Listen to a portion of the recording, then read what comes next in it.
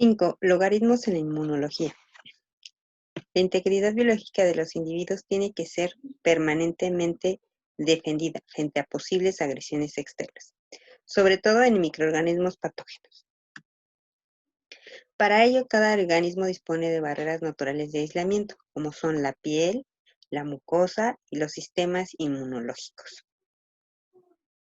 Estos sistemas inmunológicos se especializan en detectar al microorganismo y atacarlo para evitar que el organismo se enferme.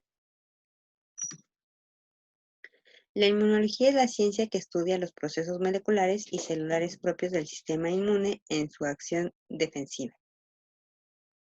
El sistema inmune se ubica en los órganos linfoides, entre los que destacan el timo, la médula ósea, el vaso, ganglios linfáticos y tejido linfoide asociado a mucosas. En estos órganos es donde se agrupan las células inmunocompetentes, entre las que se destacan los linfocitos, monocitos y células dendríticas. Los resultados de algunos estudios pueden tener un comportamiento logarítmico, de acuerdo con las ecuaciones planteadas. Los investigadores, de acuerdo a las ecuaciones planteadas por los investigadores, a la instancia de las matemáticas, un logaritmo es el exponente al cual es necesario elevar a una determinada cantidad positiva para que resulte un número determinado. Como se observa en la gráfica, estamos viendo cómo se grafica un logaritmo. Acuérdense que el logaritmo es en base 10, ¿sí? Y generalmente las ecuaciones logarítmicas siempre van subiendo. Aquí vemos el comportamiento logarítmico, que es positivo, que va ascendiendo, ¿sí? Recuerden que es lo contrario de el exponente o la exponencial, ¿sí? Hay muchas situaciones y muchos comportamientos en la naturaleza que se pueden explicar de esta forma logarítmica mejor. Por ejemplo, el crecimiento poblacional generalmente es un crecimiento exponencial. Entonces, ¿por qué? Porque tratamos de evitar lo más posible de que las enfermedades hagan que este crecimiento se empiece a disminuir. Entonces, por eso es siempre exponencial. Algunos ejemplos también serían el comportamiento del pH, cómo va subiendo en algunos casos, ya sean de acidez o basicidad, en algunos alimentos, ¿sí? O en algunos comportamientos, por ejemplo, en fermentaciones. Entonces, por eso es importante que podamos analizar de acuerdo a lo planteado gráficamente los comportamientos poblacionales, y una opción es un comportamiento logarítmico. Unidades para la cuantificación y la carga viral. Carga viral es la cuantificación de la infección por virus que se calcula por estimación de la cantidad de partículas virales en los fluidos corporales, como por ejemplo el ARN viral por milímetros de sangre. Las mediciones de carga viral más frecuentes en la actualidad son para casos de infecciones por VIH, citomegalovirus y de hepatitis viral C y B. Como vemos en la imagen, ¿sí? Vemos una carga viral antes y una carga viral después. Esto es después de un tratamiento, ¿sí? Vemos cómo disminuye la cantidad de virus. Y una forma de identificar generalmente es por medio de diferentes pruebas que van a tener reactivos que van a reaccionar específicamente al virus que se está tratando de identificar. Existen diferentes técnicas para obtener cuantificación de la carga viral. Entre todas ellas podemos destacar las siguientes, que es la PCR, que es la reacción de cadena de polimerasa. Es una técnica que se basa en la amplificación de la diana de manera exponencial mediante replicación. El NASPA, su denominación corresponde a las siglas del nombre en inglés, y es el proceso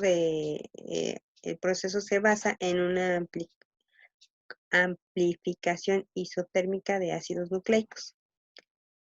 Los cambios en la carga viral a menudo se informan como cambios logarítmicos, que era lo que estábamos diciendo, ¿sí? Aquí hay algo muy interesante. Prácticamente todas las pruebas que se hacen para identificar organismos o microorganismos, o en este caso virus, se hace por medio de identificación de proteínas, ¿sí? Que estamos, por ejemplo, aquí diciendo cadena de polimerasa es una proteína, ¿sí? Este, am, si hablan de enzimas, son proteínas. Entonces, el ARN es proteína. Entonces, todas esas, todas esas estructuras moleculares son identificadas por unos reactivos específicos. Y entonces lo que identifican es la proteína. Este reactivo reacciona a la proteína y entonces ya se pueden identificar, ¿sí? Pero hay equipos que identifican la proteína y mandan el estudio o el resultado del estudio por medio de una gráfica, y entonces por medio de ese comportamiento de la gráfica podemos ver qué es lo que está pasando, ¿sí?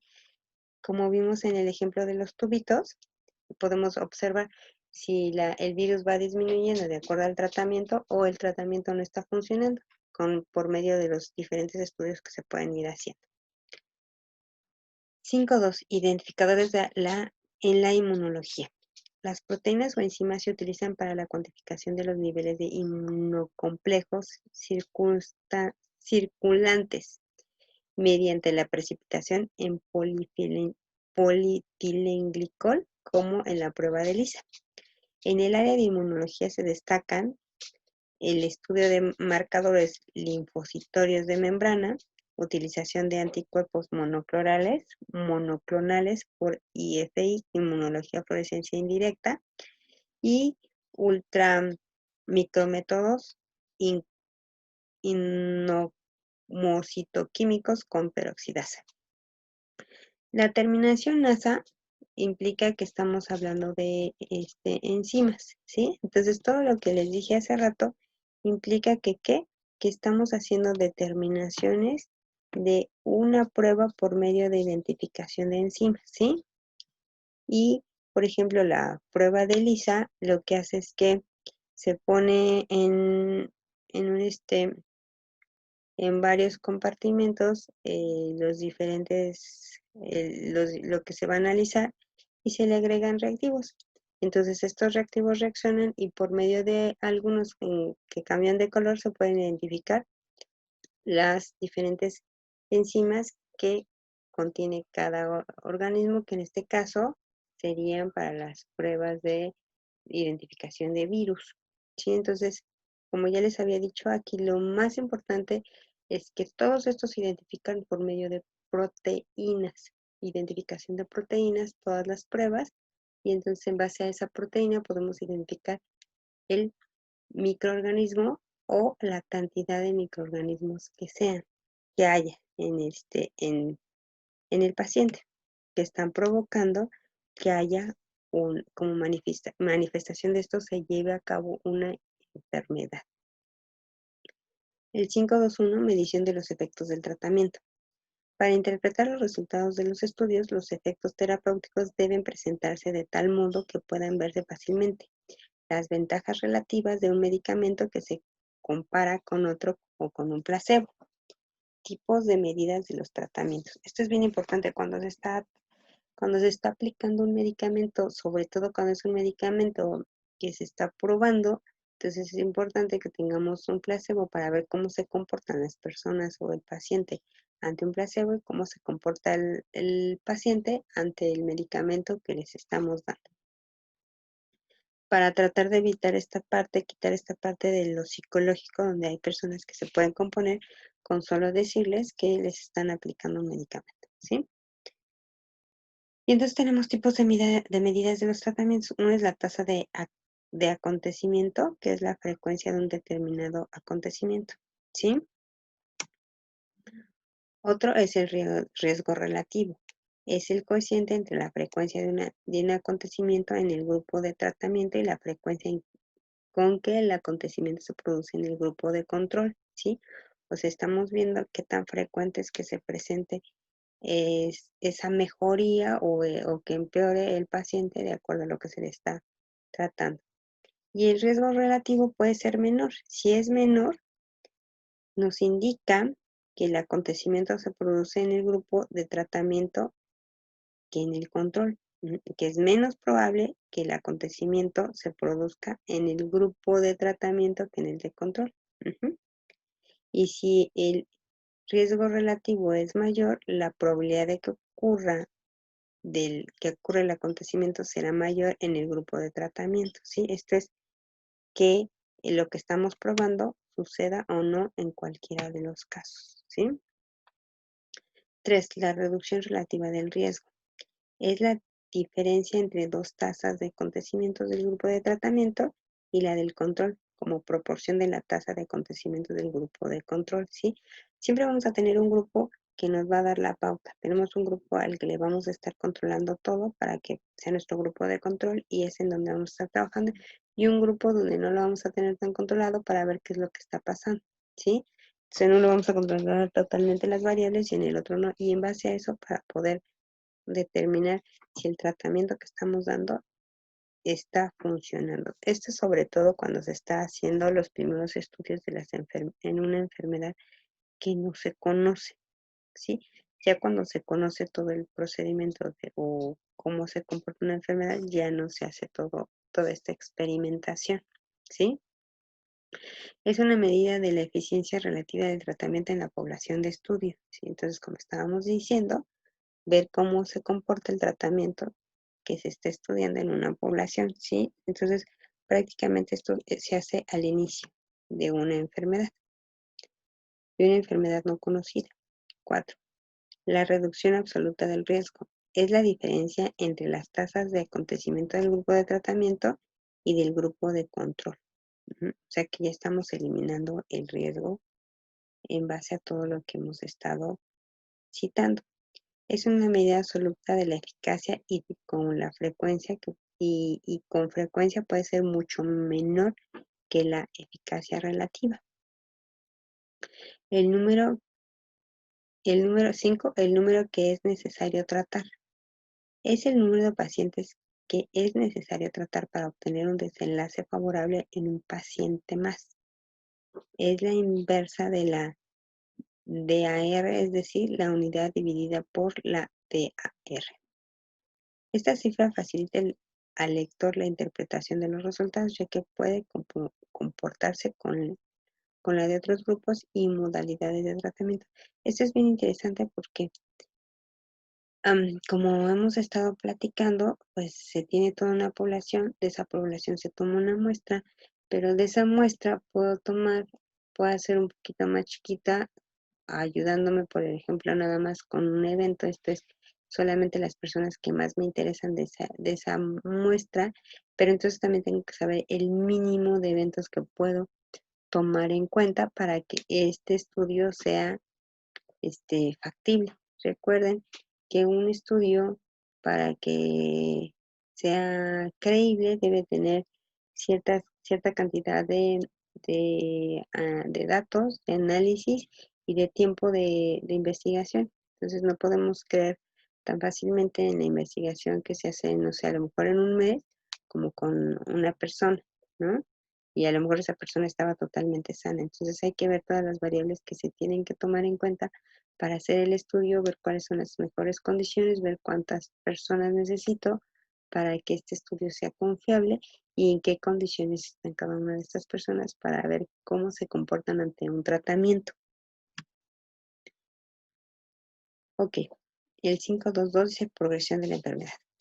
Los pacientes se les puede hacer un seguimiento de su enfermedad para ver si va progresando o disminuyendo, de acuerdo con su tratamiento que está teniendo. Estos pasos pueden ser dependiendo de las enfermedades, se pueden como que resumir en estos pasos, ¿sí?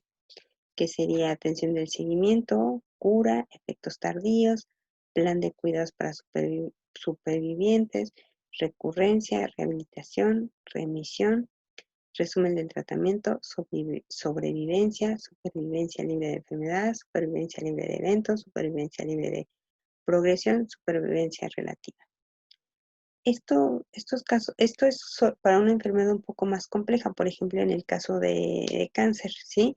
Que lleva un seguimiento, se puede a lo mejor tener una mejoría o pensamos que hay una cura. Se hace un estudio para ver qué es lo que está pasando, una prueba de las que ya habíamos dicho para determinar qué tipo de proteína hay, así sea la mínima, y esta nos puede indicar si hay o no hay virus y entonces este, dejar un tiempo, volverlo a hacer, unos 6 meses, dependiendo del tipo de enfermedad, se puede hacer muy rápido o dejar que pase un tiempo más grande, volverlo a determinar y si no hay rastros de alguna proteína que indique que la enfermedad continúa, se hace una tercera prueba, se hacen 3 pruebas de preferencia y hasta que las 3 pruebas salgan negativas, entonces se dice que el paciente se curó. Si no, entonces hay que ver en la segunda prueba qué pasa, si hay determinación de un poco de proteína que nos indique que el virus todavía está ahí, por muy pequeña que sea, entonces hay que seguir haciendo un tratamiento para ir viendo cómo va avanzando el paciente y cómo va reaccionando hacia el tratamiento. Entonces es una forma de ir viendo cómo se puede ir solucionando el problema, por medio de qué, de los estudios, de la identificación del microorganismo, en este caso estamos hablando de virus, de la identificación de los virus por diferentes pruebas, hasta lograr que por medio del tratamiento el paciente que llegue a estar sano.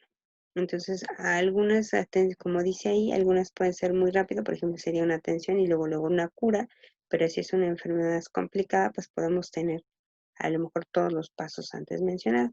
En el documento que tienen viene el ejemplo de cáncer todo descrito para que vean puede ser, eh, cómo puede ser en una enfermedad que es un poco más compleja. Mortalidad según la carga viral. Actualmente el objetivo del tratamiento antirretroviral es alcanzar una carga viral indetectable dentro de los primeros 6 meses posteriores a su inicio. Las terapias antirretrovirales más recientes, especialmente aquellas basadas en inhibidores de alguna enzima, son capaces de lograr la indetectabilidad viral cada vez en menos tiempo, lo que ha llevado a que dicha combinación sean recomendadas de forma preferente para las personas que inician la terapia antirretroviral por primera vez.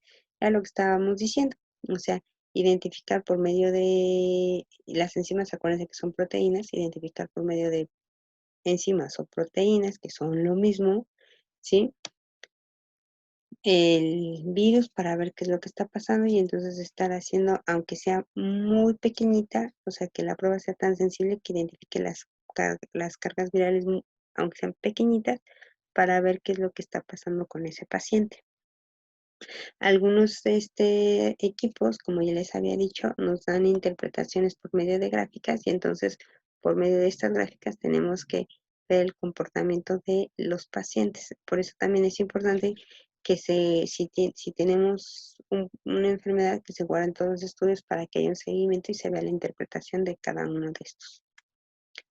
Por ejemplo, el hecho de tener una carga viral detectable, aunque sea a un nivel bajo, cuando ya se llevan 6 meses o más de tratamiento, suele relacionarse con la existencia de virus con mutaciones de resistencia o a una o varias de las antirretrovirales que componen la terapia, lo que compromete las futuras opciones de tratamiento seleccionados e incrementa el riesgo de padecer diversas enfermedades. Esto es todavía más complejo porque hay que identificar si el virus al que estamos tratando sigue siendo el mismo o mutó, y entonces por eso es importante que se hagan las pruebas, como dice aquí, cada 6 meses o dependiendo del tipo de enfermedad o de la gravedad de la enfermedad, pues análisis más cercanos, no tan retirados a los 6 meses. Ok, este tema fue muy chiquito y entonces ahora lo que tienen que hacer es el cuestionario 2, que tienen que resolver estas preguntas y después de que resuelvan esas preguntas tienen que resolver estas 4 preguntas que son parte de la actividad. 2, lo terminan, lo guardan en PDF y lo suben a la plataforma para que se los pueda calificar.